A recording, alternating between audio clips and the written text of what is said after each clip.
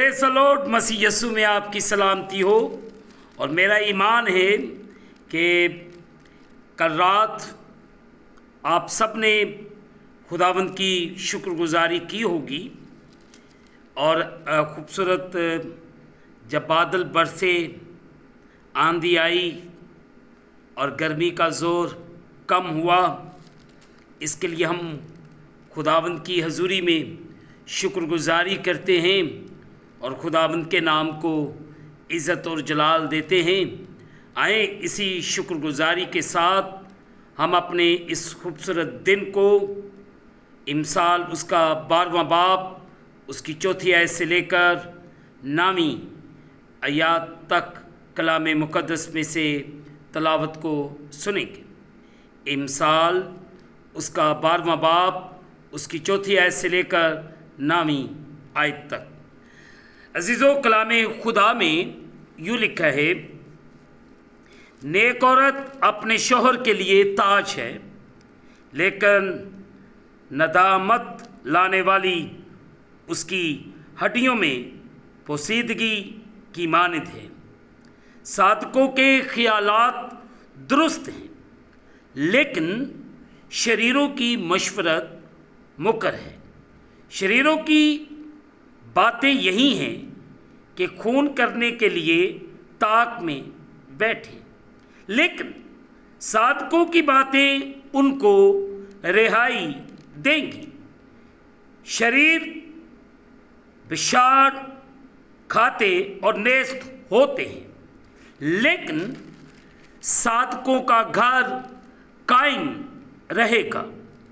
आदमी की तारीफ उसकी अक्लमंदी के मुताबिक की जाती है, लेकिन बेअक्ल हकीर होगा।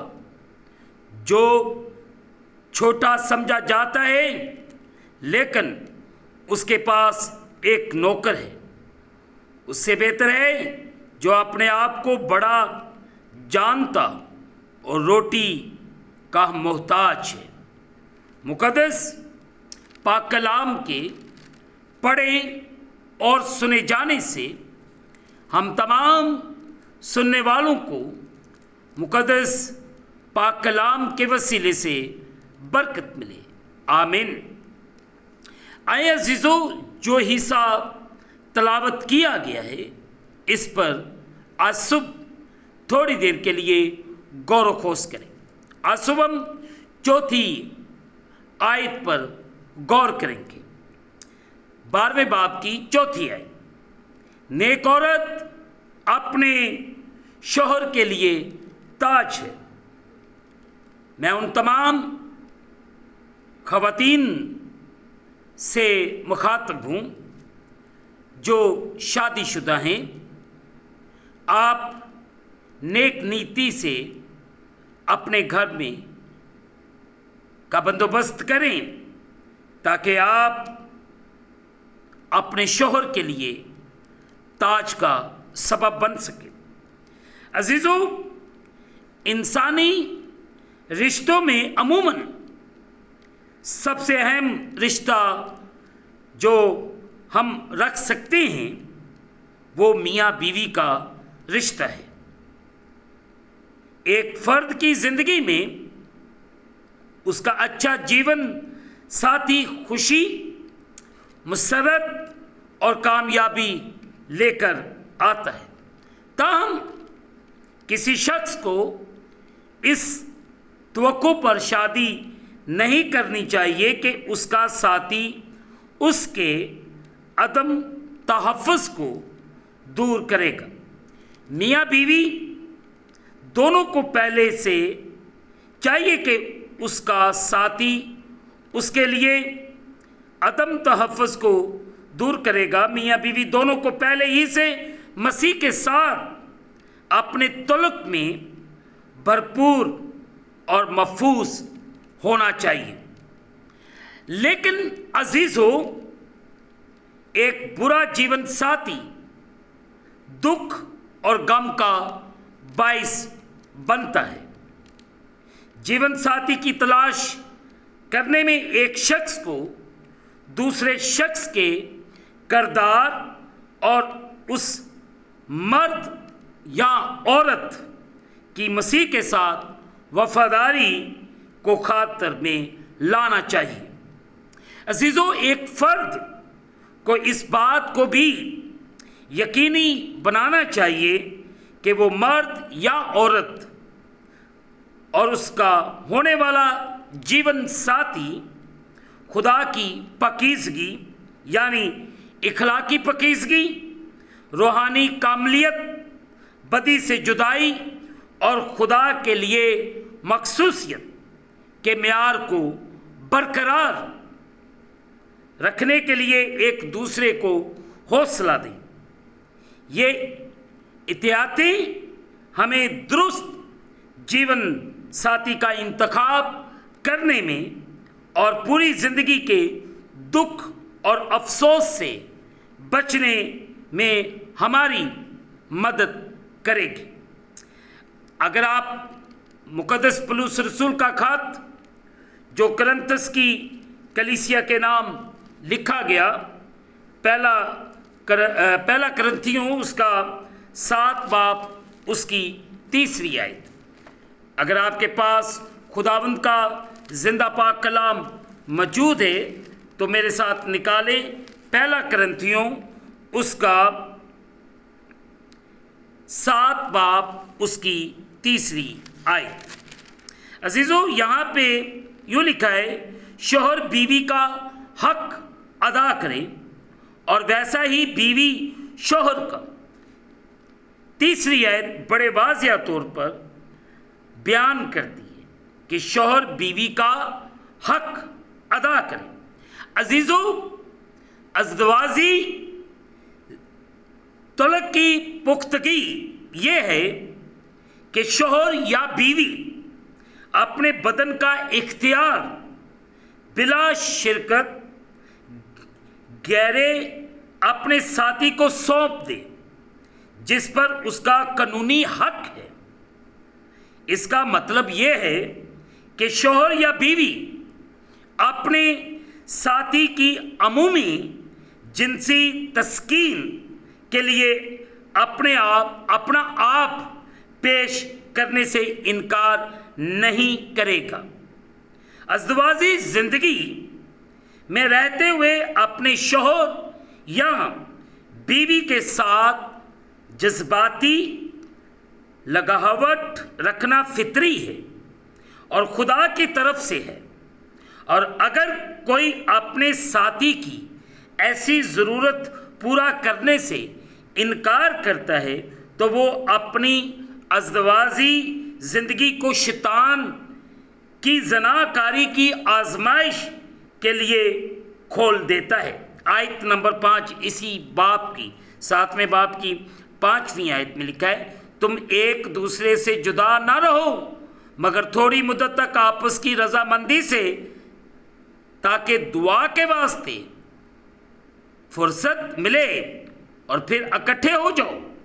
ऐसा ना हो कि गल्ला नफीस के सबब से शैतान तुमको आजमाए।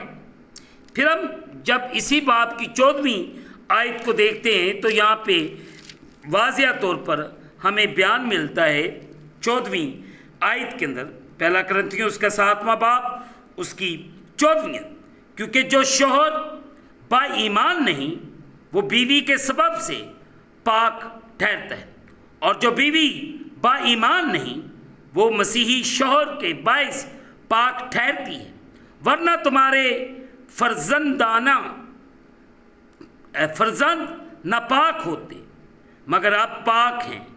आमीन, प्रेज द लॉर्ड।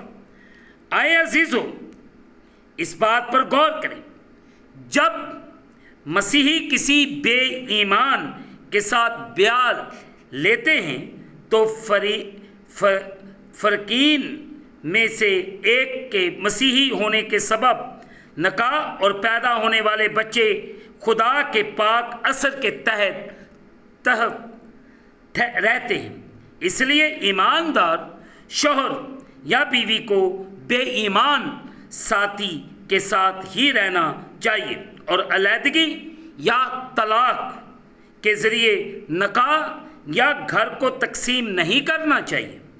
इस इबारत का ये मतलब हरगिज़ नहीं कि मसीही के बच्चे रूहानी तौर पर या अपने वालिदैन के खुदा के साथ रिश्ते की बिना पर महफूज हैं। ताहम मसीही शौहर या बीवी की मसीह के साथ वफादारी को देखते हुए मुमकिन है कि गैर मसीही शौहर या बीवी उनका घराना मसीह को कबूल कर ले।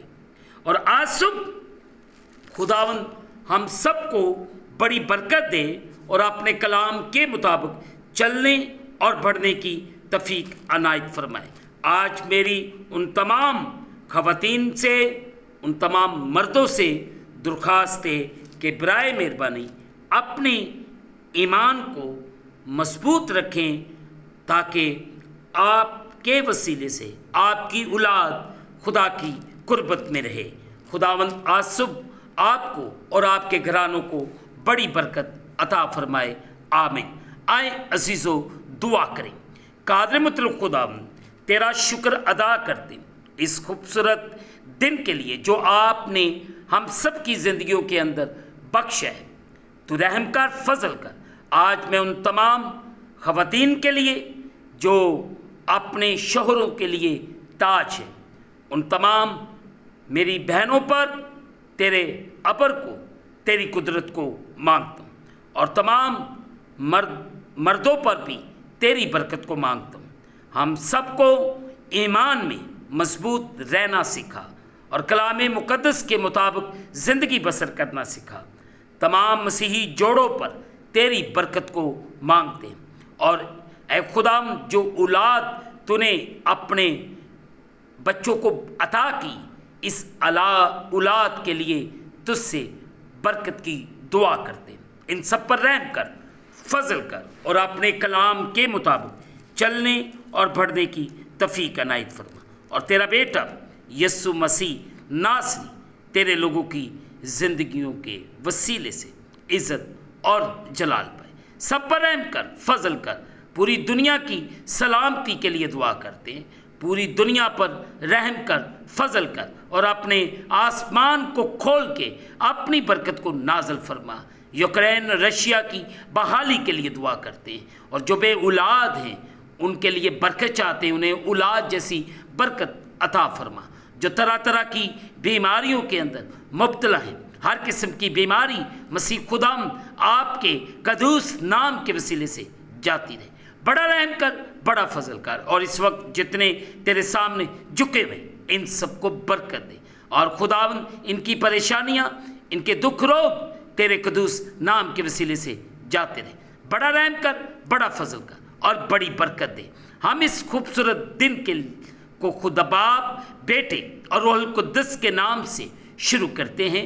आमीन। जिसने हमें सिखाया, ऐ हमारे बाप तू जो आसमान पर है, तेरा नाम पाक माना जाए, तेरी बादशाही है, तेरी मर्जी जैसे आसमान पर पूरी होती है ज़मीन पर भी। हमारे रोज़ की रोटी आज हमें दे और जिस तरह हम अपने कर्जदार मुआफ़ करते, तू भी हमारे कर्ज हमें मुआफ़ फरमा। हमें आज़माइश में न ला बल्कि बुराई से बचा। बादशाही, कुदरत, जलाल हमेशा तक तेरे ही हैं। आमीन।